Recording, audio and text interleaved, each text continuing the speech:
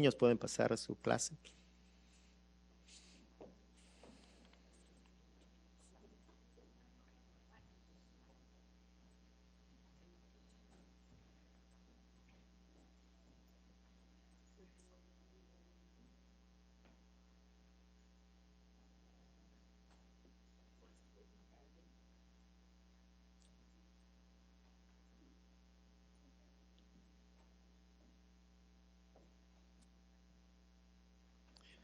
Bienvenidos, hermanos. Buenos días. Le damos gracias a Dios por esta oportunidad. Estamos estudiando el libro de Hebreos y estamos en el capítulo 9. Hoy vamos a ver 14 versículos, del 1 al 14. Gracias al Señor por permitirnos estar en este lugar. Lo original es siempre mejor, como los celestiales, mucho mejor que lo terrenal. Cuenta la historia de un hombre que era jefe de una tribu en Escocia y que cuando él avanzaba contra las tropas inglesas en la batalla de Prestonpans en 1715, cayó a tierra cuando recibió 2 balazos del enemigo. Sus compañeros de combate se acercaron para ayudarlo. Mientras estaba en el piso, sangraba por sus heridas, apoyado en su codo, no podía levantarse y exclamó a voz alta: no estoy muerto, hijos míos, estoy vigilando a ver si ustedes cumplen con su deber.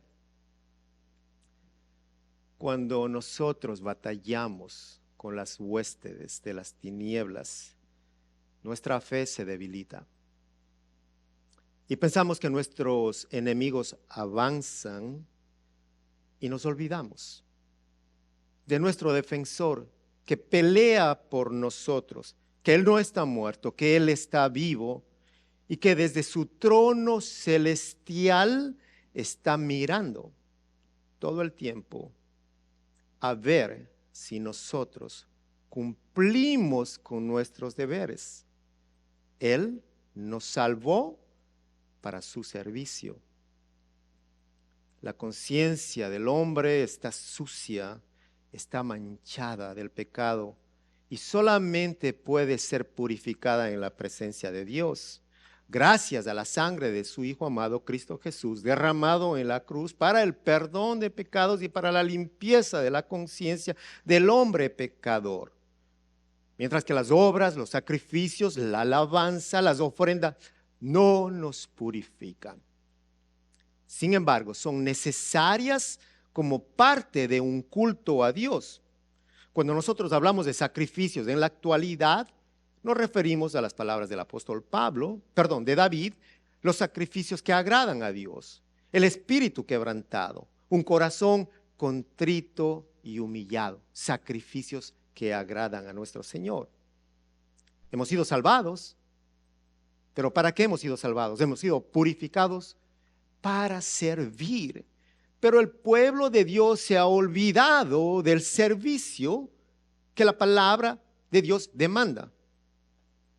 El pueblo de Israel fue guiado por Dios, fue instruido por el Señor, fue libertado de su esclavitud. Dios los cuidó de día, de noche, los sustentó en el desierto, habitó en medio de ellos en el tabernáculo que construyeron siguiendo las instrucciones de Dios. Pero es muy importante recordar que en el atrio, en el patio de este tabernáculo, afuera de este lugar que rodeaba el tabernáculo, había una sola puerta. En el atrio, una sola puerta, una sola entrada. Hoy, de la misma manera, hay una sola puerta para el hombre, una sola entrada para el tabernáculo excelente y perfecto que está en el cielo. Dice Juan 10:9. Yo soy la puerta, dice Jesucristo. El que entre por esta puerta, que soy yo, será salvo. Se moverá con entera libertad y hallará pastos. Jesús es la puerta al santuario perfecto, excelente y perfecto. Al pasar esta puerta de este patio de los atrios, la gente encontraba un altar de bronce donde se llevaba a cabo los sacrificios para el perdón de pecados. ¿A dónde nos apunta esta fuente, estos sacrificios? A Cristo, al sacrificio de Cristo en la cruz. Pero nadie puede entrar al santuario, nadie podía entrar sin pasar por esa puerta, sin los sacrificios. Y nadie puede entrar a la presencia de Dios sin haber creído en Jesús. Además de eso, también estaba un lavacro en los atrios, donde los sacerdotes se purificaban antes de entrar a su ceremonia. Pablo escribe a Tito 3:5. Le dice que Dios nos salvó por el lavamiento de la regeneración y por la renovación en el Espíritu Santo. Cuando miramos el atrio, el patio, afuera del tabernáculo, esto nos habla de los sacrificios de Cristo crucificado. Esta fuente de bronce, el lavacro, nos habla de Cristo resucitado que derramó su espíritu para que su pueblo tenga una nueva vida. Y esto era necesario para entrar en el santuario. Hoy, Jesús, Él es nuestro sacrificio. Y el Espíritu Santo nos lava y regenera para entrar en el santuario de Dios. En su misma presencia, ¿qué vemos aquí? Un acto trinitario. Padre, Hijo, Espíritu Santo. Y todo esto que estamos viendo apuntaba a Cristo, a un sacrificio final. Podemos preguntarnos, ¿por qué hubo dos tabernáculos? ¿Por qué habían dos tabernáculos? ¿Por qué? Porque había un terrenal y temporal, y había un celestial y eterno. Vamos a leer el capítulo 9 del 1 al 14, Hebreos 9. Ahora bien, el primer pacto tenía sus normas para el culto y un santuario terrenal. En efecto, se habilitó un tabernáculo de tal modo que en su primera parte, llamada el lugar santo, estaban el candelabro, la mesa y los panes consagrados. Tras la segunda cortina estaba la parte llamada el lugar santísimo, el cual tenía el altar de oro para el incienso y el arca del pacto, toda recubierta de oro. Dentro del arca había una urna de oro que contenía el maná, la vara de Aarón que había retoñado y las tablas del pacto. Encima del arca estaban los querubines de la gloria que cubrían con su sombra el lugar de la expiación. Pero ahora no se puede hablar de eso en detalle. Así dispuestas todas estas cosas, los sacerdotes entran continuamente en la primera parte del tabernáculo para celebrar el culto. Pero en la segunda parte entra únicamente el sumo sacerdote y solo una vez al año, provisto siempre de sangre que ofrece por sí mismo y por los pecados de ignorancia cometidos por el pueblo. Con esto, el Espíritu Santo da a entender que mientras siga en pie el primer tabernáculo, aún no se habrá revelado el camino que conduce al lugar santísimo. Esto nos ilustra hoy día que las ofrendas y los sacrificios que allí se ofrecen no tienen poder alguno para perfeccionar la conciencia de los que celebran ese culto. No se trata más que de reglas externas relacionadas con alimentos, bebidas y diversas ceremonias de purificación válidas solo hasta el tiempo señalado para reformarlo todo.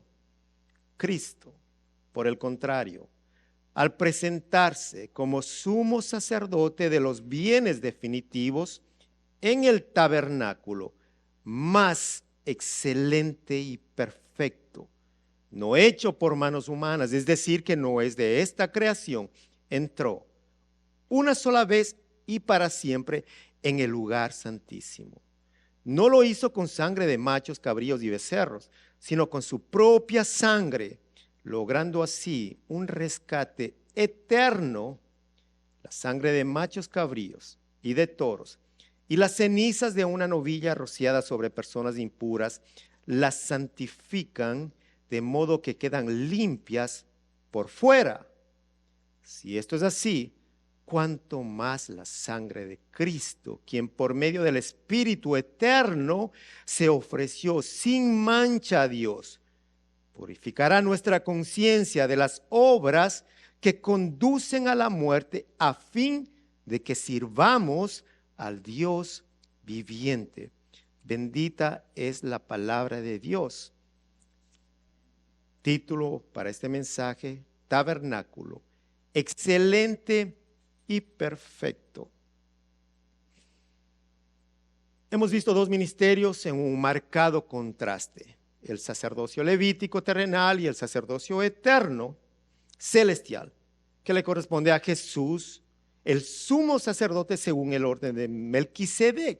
Vimos dos pactos, de los cuales el segundo es superior al primero y mejor. ¿Por qué? Porque es sin condición, sin final. Y ahora vamos a ver dos santuarios: el terrenal, que fue una réplica del que se encuentra en el cielo, en el cual el Señor Jesús está sirviendo en la actualidad. Ustedes pueden ver unas imágenes de ese tabernáculo terrenal, para que ustedes puedan tener un mejor entendimiento de lo que vamos a hablar el día de hoy. Puede ver ahí los atrios del patio fuera del tabernáculo, el altar de bronce, el lavacro, se puede ver, donde había una sola puerta y todos podían entrar por esa puerta, incluso gentiles, todos tenían acceso, pero al tabernáculo solamente los sacerdotes. Y estaba dividido este lugar, una división: lugar santo, lugar santísimo. No sé si hay otra imagen.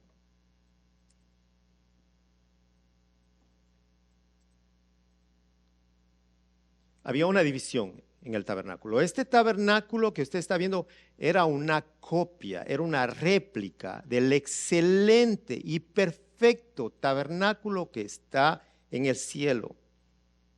En esta tienda sagrada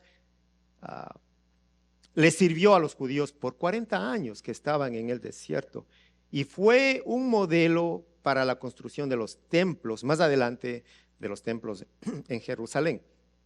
Si usted quiere estudiar, profundizar en lo que es el tabernáculo, puede leer el libro de Éxodo, el capítulo 25 al 30, también el libro de Levítico, donde nos da mayores detalles sobre este tabernáculo. El lugar santo era el lugar más grande, dos partes separadas por un velo: lugar santo, lugar santísimo. Aquí había, en el lugar santo estaban el candelabro que iluminaba este lugar, porque en este lugar no había ventanas. Este candelabro traía luz. También estaba la mesa y el pan consagrado. Y en el segundo compartimiento, llamado el lugar santísimo, según el autor de Hebreos, estaban los siguientes elementos. Nos dice en el versículo 3: tras la segunda cortina estaba la parte llamada el lugar santísimo, el cual tenía el altar de oro para el incienso y el arca de pacto. Dos elementos. Toda recubierta de oro. Dentro del arca había una urna de oro que contenía el maná, la vara de Aarón que había retoñado y las tablas de pacto. Encima del arca estaban los querubines de la gloria que cubrían con su sombra el lugar de la expiación. Pero ahora no se puede hablar de eso en detalle, dice el autor. Pero nos está recordando la importancia de este lugar, del tabernáculo y de sus elementos, porque nos hablan de Cristo, porque nos hablan de la provisión de Dios. Nos habla de un candelabro, y este candelabro tenía una función: proporcionar luz. Cuando nosotros entramos en el tabernáculo de Dios, en su presencia, somos iluminados con su luz y somos guiados por esa luz de Cristo. Juan 8:12. Yo soy la luz del mundo. El que me sigue no andará en tinieblas, sino que tendrá luz de vida. 12:35. Caminen mientras tienen la luz antes de que los envuelvan las tinieblas. El que camina en las tinieblas no sabe a dónde va. Mientras tenga la luz, crean en ella, para que sean hijos de la luz. 46. Yo soy la luz que ha venido al mundo para que todo el que crea en mí no viva en tinieblas. Si nosotros tenemos a Cristo, tenemos luz, pero tenemos luz para resplandecer. Somos llamados a resplandecer en medio de las tinieblas, dice Mateo 5:16. Hagan brillar su luz delante de todos para que ellos puedan ver las buenas obras de ustedes y alaben al Padre que está en el cielo. Además, estos panes que estaban en la mesa representaban 12 panes a las 12 tribus y se cambiaban cada semana para recordar y celebrar la provisión de Dios que había dado a su pueblo. Ahora en el Nuevo Testamento, ¿qué vemos? Vemos a Cristo y lo vemos como el pan de vida que nos prepara mesa. Dice Juan 6:32. Ciertamente les aseguro que no fue Moisés el que les dio a ustedes el pan del cielo, afirmó Jesús. El que da el verdadero pan del cielo es mi Padre. El pan de Dios es el que baja del cielo y da vida al mundo. Señor, le pidieron, danos siempre ese pan. Yo soy el pan de vida, declaró Jesús. El que a mí viene nunca pasará hambre. Y el que en mí cree nunca más volverá a tener sed. Jesús es quien da vida espiritual. Él es quien da esa comida, ese alimento espiritual por medio de su palabra. Es Él. Y por esta razón nosotros necesitamos permanecer en ese tabernáculo, en esa presencia divina, en comunión con Dios todo el tiempo. Con Dios y con la familia de Dios. Con Dios y con su iglesia todo el tiempo. Había otro elemento más. Era el altar del incienso. La fragancia de este altar penetraba más allá del segundo velo y dice que el humo cubría toda el arca. En el Nuevo Testamento, este incienso es identificado con las oraciones de los creyentes, con nuestras oraciones. Olor fragante, olor grato a la presencia del Señor. Apocalipsis 8:3. Se acercó otro ángel y se puso de pie frente al altar. Tenía un incensario de oro y se le entregó mucho incienso para ofrecerlo, junto con las oraciones de todo el pueblo de Dios, sobre el altar de oro que está delante del trono. Y junto con esas oraciones subió el humo del incienso desde la mano del ángel hasta la presencia de Dios. El trabajo de los sacerdotes en el santuario terrenal y temporal era continuo. El versículo 6. Así dispuestas todas estas cosas, los sacerdotes entran continuamente en la primera parte del tabernáculo para celebrar el culto. ¿Para qué entraban? Para el culto a Dios. Pero en la segunda parte entra únicamente el sumo sacerdote y solo una vez al año, provisto de sangre que ofrece por sí mismo y por los pecados de ignorancia cometidos por el pueblo. Sin sangre no podía entrar el sumo sacerdote al lugar santísimo, a la presencia de Dios. Era necesario la sangre. Una vez al año, sangre para limpiar sus pecados del sumo sacerdote y la sangre para limpiar los pecados por ignorancia del pueblo de Dios. Con esto el Espíritu Santo da a entender que mientras siga en pie el primer tabernáculo, aún no se habrá revelado el camino que conduce al lugar santísimo. Dios dispuso este método para que el hombre se acerque a su presencia. ¿Con qué propósito? De calmar su propia ira. La ira a causa de las ofensas del hombre, ofensa a su justicia, a causa de la rebeldía del hombre, de la ofensa a la santidad de Dios por su pecado. La sangre de un animal puro era necesaria para el perdón de los pecados del pueblo y del sacerdote. Sangre era necesaria. Romanos 6:23 dice, porque la paga del pecado es muerte, mientras que la dádiva de Dios es vida eterna en Cristo Jesús nuestro Señor. Todo esto tenía un simbolismo importante. Y aquí nos muestra el escritor de Hebreos que el Espíritu Santo es el instructor, que es Él. Y Él es el que permite entender estas ordenanzas divinas que son inspiración divina, que son de parte de Dios. Y Él es el que todavía nos puede ayudar a nosotros, hoy, en este momento, a entender estas ordenanzas. Si nosotros le pedimos su ayuda, Espíritu de Dios, ayúdame a comprender. Ayúdame a entender, ayúdame a ver a Cristo en medio de, a deleitarme en tu palabra. Él está presente y Él está dispuesto a ayudarnos. Dice el autor que en el primer tabernáculo que ustedes vieron, el terrenal, el camino no estaba abierto. ¿Por qué razón? No estaba abierto.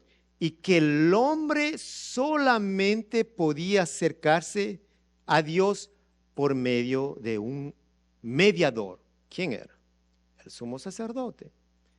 Ellos no podían entrar corriendo por la puerta, y aquí estoy, Señor, adórame. No, ahí mismo caían muertos, hermano. El sumo sacerdote tenía que entrar con una cadena. Qué temblor para ese hombre de entrar ahí, porque podía caer muerto ahí. Cuánta reverencia había, cuánto temor a Dios. Entonces dice el autor, el camino estaba cerrado, no estaba abierto. Necesitaban este mediador, necesitaban un medio imperfecto, porque el hombre es imperfecto. Porque los sacerdotes, los sumos sacerdotes eran pecadores y por eso necesitaban llevar la sangre de un animal para el perdón de su pecado, primero del sumo sacerdote. Hombre, pecador, imperfecto. Y esto dice que había de seguir mientras este tabernáculo estuviese de pie y tuviera vigencia. Además de todo esto, que se trataban de reglas externas, nos dice en el versículo 9. Esto nos ilustra hoy día que las ofrendas y los sacrificios que allí se ofrecen no tienen poder alguno para perfeccionar la conciencia de los que celebran este culto. No se trata más que de reglas externas. Ok, ¿qué es todo esto? Dice reglas externas relacionadas con alimentos, bebidas y diversas ceremonias de purificación, válidas solo hasta el tiempo señalado para reformarlo todo. Reglas externas. Hoy, muchos creyentes están muy preocupados por lo externo. Muchos. Y se olvidan que su conciencia necesita ser purificada. Están muy preocupados por la preparación del culto del domingo, por el orden del servicio, por la liturgia, por la vestimenta, por los instrumentos, por las luces, por el sonido, por el sistema, por la computadora. Están muy preocupados por lo externo, por las mesas, por el pan, por el café. Hay mucha preocupación. Y posiblemente se piensa que esto es parte, que esto ayuda a la adoración a Dios. Pero no es así. Porque en Juan 23 la palabra nos relata que de la mujer que había ido a buscar agua en el pozo le preguntó a Jesús, ¿dónde deberían adorar la gente a Dios? Y el Señor le respondió, la hora viene y ahora es cuando los verdaderos adoradores adorarán al Padre en espíritu y en verdad, porque también el Padre tales adoradores busca que lo adoren. Adorémosle a Dios como Él nos enseña a adorarlo, en espíritu y en verdad. Vamos a deleitarnos en la presencia del Señor, vamos a deleitarnos en el culto al Señor, a recordar que su palabra es más importante que el servicio. Cuando hay que adorar, deje de servir.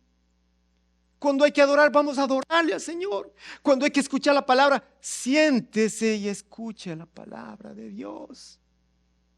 No nos preocupemos por lo externo, sino por escuchar su palabra, que es más importante.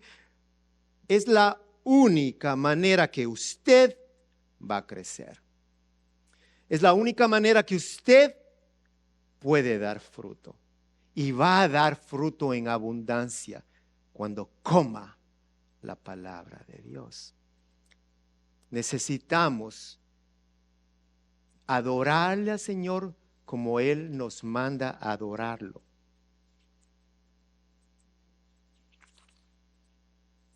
El camino no estaba abierto, dice el autor. ¿Hasta cuándo? Hasta el momento en que el velo se rasgó de arriba abajo. El camino se abrió cuando la obra de redención de Cristo Jesús en la cruz fue culminada.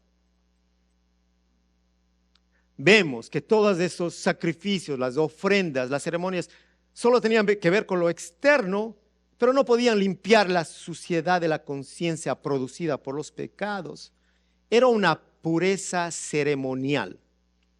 Sin embargo, todo esto sí apuntaba a Cristo.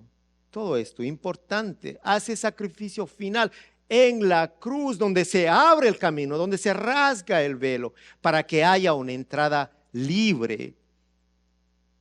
Todo apuntaba a Cristo. El versículo 11, Cristo, por el contrario, al presentarse como sumo sacerdote de los bienes definitivos en el tabernáculo más excelente y perfecto. Segundo punto, el tabernáculo celestial y eterno. Vemos el primero, un terrenal, ¿no? Pero ahora vemos un celestial y permanente y eterno. Ahí es donde entró. Se presentó el sumo sacerdote, dice, en el tabernáculo más excelente y perfecto, no hecho por manos humanas, es decir, que no es de esta creación. Entró una sola vez y para siempre en el lugar santísimo.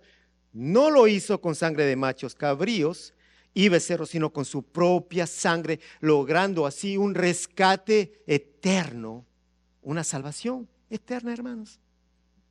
Eterna. Si alguien le dice que va a perder su salvación, está equivocado. Rescate eterno, dice el Señor. Por la eternidad serás salvo por la sangre de Cristo Jesús. El 13, la sangre de machos cabríos y de toros y las cenizas de una novilla rociadas sobre personas impuras las santifican de modo que quedan limpias por fuera.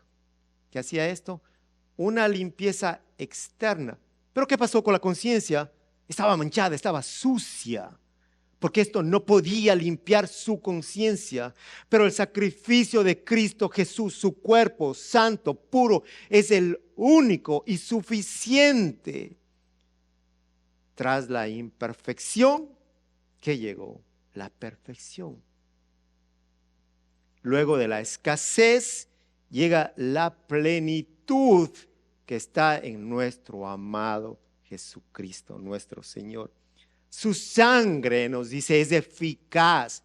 Su presencia lo cambió todo, hermanos.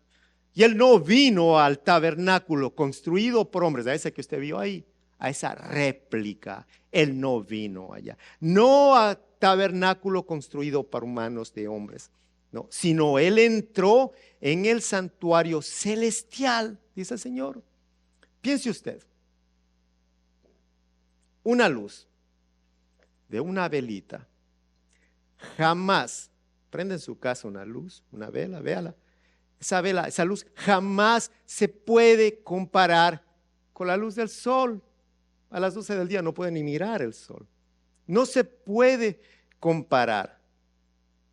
Tampoco se puede comparar el sacerdocio terrenal con el de Cristo, del Antiguo Testamento con el de Cristo. ¿Alguien necesita una vela a plena luz del día? ¿Cómo me viera usted, hermano, si yo estoy con una velita aquí? ¿Y qué pasó con toda la luz? Perdón, afuera y con la vela. No, no hay necesidad. No hay necesidad. No necesitamos una luz a plena luz del día, una vela. Y si tenemos a Cristo, no necesitamos nada de sacrificios, nada de las ofrendas que se dieron en el Antiguo Testamento, porque Él ya lo hizo todo, porque Él es la luz. Él dice, Él es la luz del mundo. Él es nuestra luz. Él nos ilumina todo el tiempo.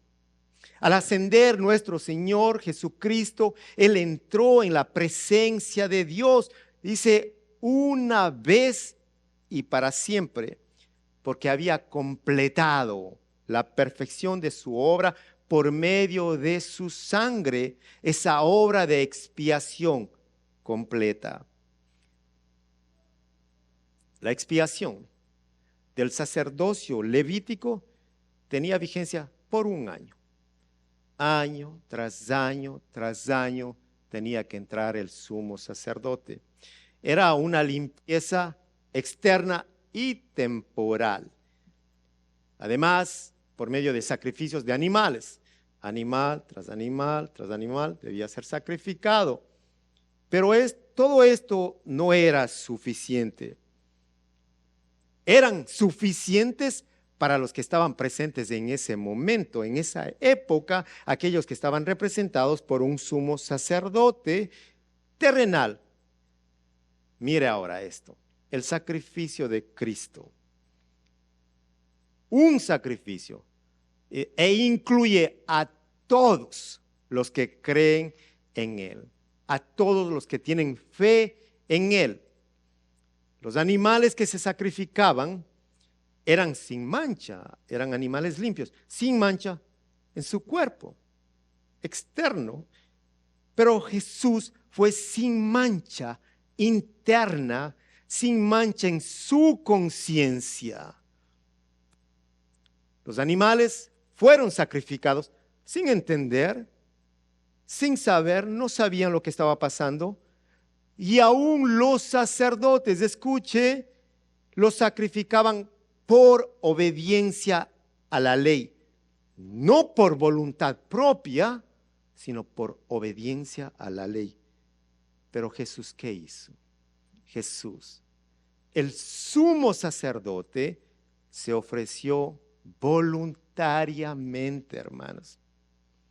Esos animales sacrificados ahí representaban a los hombres pecadores, pero solamente en un sentido limitado. Jesús es hombre y es el representante perfecto del hombre. Del animal no se podía ofrecer nada más que su vida, su cuerpo, su vida corporal, nada más se le podía ofrecer. Jesús dice que se ofreció mediante el Espíritu eterno. Esa preciosa sangre de Jesús no puede ni tiene comparación con la sangre de los animales, de los becerros, de los machos cabríos. Su sangre, la sangre de Jesús, tiene el poder para limpiar los pecados pasados, presentes y futuros. Su poder de limpieza es actual, es personal y es vital. y limpia la conciencia del hombre. Ante todo esto, ¿qué hace el autor? Él presenta una gran aplicación para todos los creyentes de todos los tiempos. Así es de que anote su aplicación. Versículo 14 dice, si esto es así, ¿cuánto más la sangre de Cristo, quien por medio del Espíritu Eterno se ofreció sin mancha a Dios, purificará nuestra conciencia de las obras que conducen a la muerte, a fin de que sirvamos al Dios viviente? Dios entrega su vida voluntariamente, santo, puro, sin mancha, con un propósito: purificar tu conciencia, para librarte de las obras que llevan a la muerte, para purificarnos, para apartarnos, para librarnos de una condena, con ese propósito. Pero se quedó ahí. No, hay algo más. A fin, dice la palabra, te salvé, los he salvado. Ahora, ¿qué espera Dios de su pueblo, de los creyentes, de los redimidos, de la iglesia? ¿Qué espera Dios? Dice la palabra. Dijo el pastor, no, dice la palabra de Dios, a fin de que sirvamos al Dios viviente. Hemos sido salvados para servir, para adorarle a Dios, para que nuestro servicio esté presente, para que sirvan. Es un verbo activo, presente, para que sirvan todo el tiempo, para que sirvan al Señor. ¿Para qué Dios nos salvó, hermanos? Para que sirvan. Cuando usted le diga, ¿y para qué te ha salvado el Dios? Para lo que estoy haciendo, estoy sirviéndole al Señor. ¿Y cómo le sirvo? Sirviendo al pueblo de Dios. ¿Cómo le adoro? Sirviéndole al Señor. ¿Cómo obedezco? Sirviéndole al pueblo de Dios, amándole al pueblo de Dios, sirviendo todo el tiempo. Dios, hermanos, Dios demanda servicio. ¿Escuchó? No yo, dice la palabra. Dios demanda servicio, salvos para buenas obras. Efesios 2:8, Pablo le escribía a los Efesios. Porque por gracia ustedes han sido salvados mediante la fe.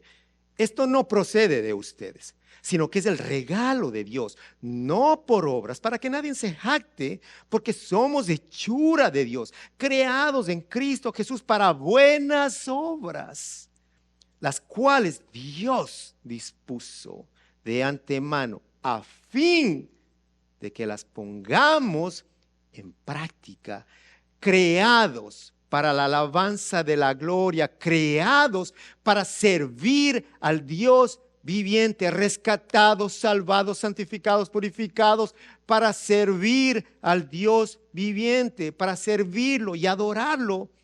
No nos podemos quedar limpios y pasivos. El Señor me salvó, el Señor me rescató, el Señor me dio vida nueva. ¿Y qué estás haciendo? Nada, nada. Lea la palabra. El Señor te rescató para que los sirvas, creados para la alabanza de su gloria, santificados, purificados para el servicio, rescatados, salvados para servirlo a Dios. No nos podemos quedar limpios y pasivos. No, hermanos, no. Sino para que estemos activos en el servicio a Dios. El sacrificio de nuestro Señor borra la vida de obras muertas y de desobediencia. El sacrificio del Señor. Y establece la obediencia por la cual nosotros podemos servir al Dios vivo. Y lo servimos por gratitud, porque reconocemos el valor de su preciosa sangre en la cruz. Merecíamos la condena eterna en el infierno por la eternidad, y Jesús tomó nuestro lugar. Él puso su vida por sus ovejas. Él enfrentó y derrotó a la muerte, pero lo hizo voluntariamente, sabiendo lo que Él estaba haciendo. ¿Por qué se ofreció Jesús al Padre? ¿Por qué Jesús tuvo que hacer todo esto? ¿Por qué? Una vez más, para purificar nuestras conciencias, para limpiar lo interior, lo que nadie puede ver, lo que solamente Él puede ver, y solamente Él puede llegar a tu corazón y a tu conciencia, nadie más, a través de su palabra. Él lo hizo para purificar nuestras conciencias de los actos que nos llevan a la muerte.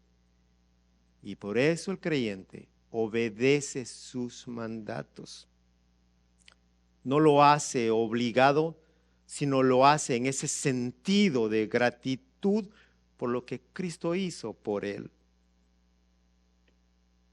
El creyente ha sido salvado de una vida de pecado, salvado de ese pecado que lleva a la muerte, y ahora vive en una vida de servicio a Dios. Que hoy usted le diga al Señor: Padre, quiero servirte. La mies es mucha, pocos los obreros. Y si Dios te ha rescatado, y si Dios te ha salvado, pregúntate: ¿estoy cumpliendo con las demandas del Señor? ¿Le estoy sirviendo al Señor?